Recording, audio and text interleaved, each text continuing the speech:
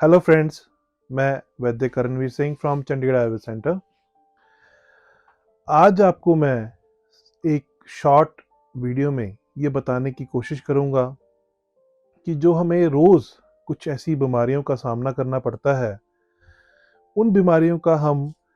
समाधान करने के लिए या उन बीमारियों का इलाज करने के लिए जो लाइन ऑफ एक्शन अपनाते हैं या उनको ऐसी दवाइयाँ से कोशिश करते हैं ठीक करने की, जो शायद एक मोमेंट के लिए उन बीमारियों को, सिम्पटम्स को दबा देती हैं। पर कुछ समय बाद, कुछ महीनों के बाद वो बीमारियां फिर से आपको महसूस कर होती हैं और उनमें से कुछ कॉमन बीमारियों के नाम, जैसे कि हमारा blood pressure, acidity, migraine, cold and cough, ऐसी बहुत सिंपल और साधारण सिम्टम्स, ऐसी साधारण बीमारियां जो मुझे लगता है कि आप सब ने कभी ना कभी अपने आप में या चेंज ऑफ सीजन में ज़रूर अनुभव की होंगी। तो जितने लोगों को या ओपीडी में पेशेंट्स को मिलता हूँ, तो उनकी जो एक लाइन ऑफ एक्शन, हम जब हिस्ट्री लेते हैं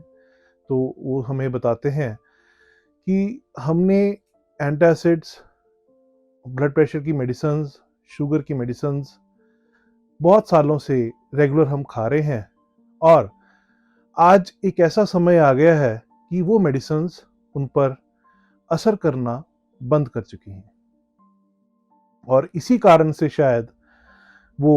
एक सेकेंडरी रूप में आयुर्वेद के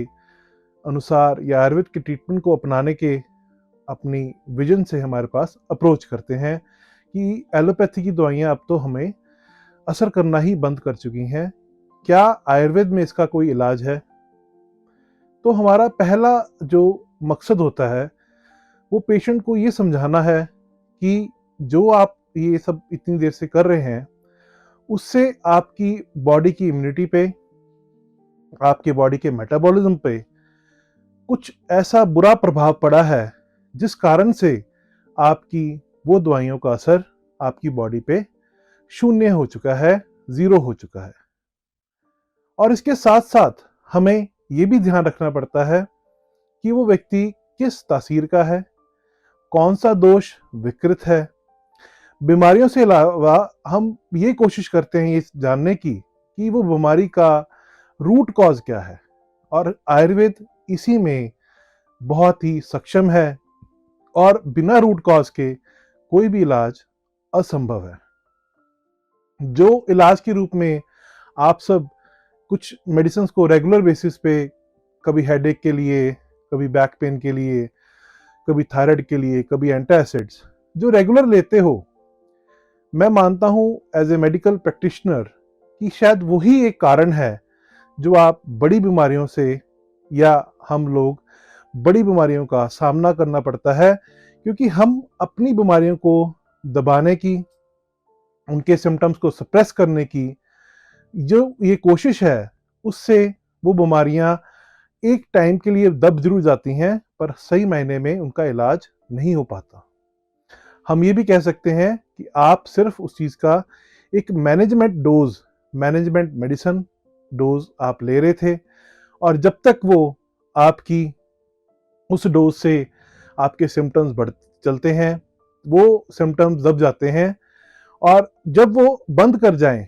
दबने, या आपको उस डोज से काम असर होना बंद हो जाए, तो आप डॉक्टर को अप्रोच करते हैं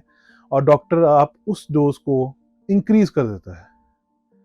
बार बार इंक्रीज ऑफ डोज भी आपके लिए गलत है, आपकी अपनी इम्यूनिटी के लिए गलत है। और मैं मानता हूं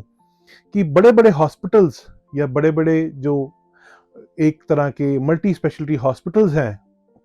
अगर आप उनके फॉर्मेट में देखें कौन सी दवाइयां यूज होती हैं, तो आपको एंटीबायोटिक्स,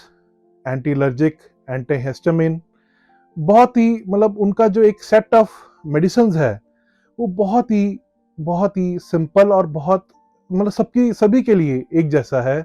उनके लिए ये जानना ज़रूरी नहीं होता कि आपका कौन सी प्रकृति है और कौन सा दोष है, या ये रोग हुआ तो क्यों हुआ। दूसरी तरफ आयुर्वेद की शुरुआत, आयुर्वेद की चिकित्सा की शुरुआत सबसे पहले आपको जानकर, आपके अपने दोष को पहचान कर ही शुरू होती है। तो एक बेसिक सा डिफरेंस हम अगर समझें कि जो आप मेडिसिन को पॉप अप करते हैं रोज सुबह उठकर, क्या आपको लगता है कि वो मेडिसिन आपके लिए एक आदत बनती जा रही हैं? आपको कभी ये लगता है कि वो मेडिसिन का जो असर है वो कम होता जा रहा है? ये ओवर द ईयर्स एक टाइम पीरियड ऐसा आता है कि जब तक ये एहसास होता है कि वो मेडिसिन आपके लिए अच्छी नहीं है, तब तक हमें एक लंबी या एक बड़ी बीमारी का सामना करना पड़ता है, और वो बीमारी को ठीक करने के लिए हमें डिफरेंट डिफरेंट अप्रोचेस को अडेप्ट करना पड़ता है।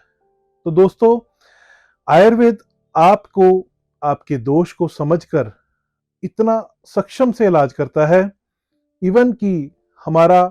जो मुख्य एक विजन है वो कभी भी सिम्टम्स को दबाना नहीं होता। और उसी कारण से आयुर्वेद बाकियों से डिफरेंस है, बाकियों पैथियों से अलग होकर आपकी इम्यूनिटी पे और आपकी बीमारी पे एक parallel treatment line of action देता है आपको, जिससे कि आप अपनी बीमारी का इलाज सही रूप से कर पाओ। तो ये एक सिंपल सा मैसेज था आप तक। मुझे उम्मीद है आपको ये वीडियो अच्छी लगी होगी, और इसको ज़्यादा से ज़्यादा लोगों तक शेयर करें। हम एक नई वीडियो के साथ फिर मिलेंगे, तब तक के लिए धन्यवाद।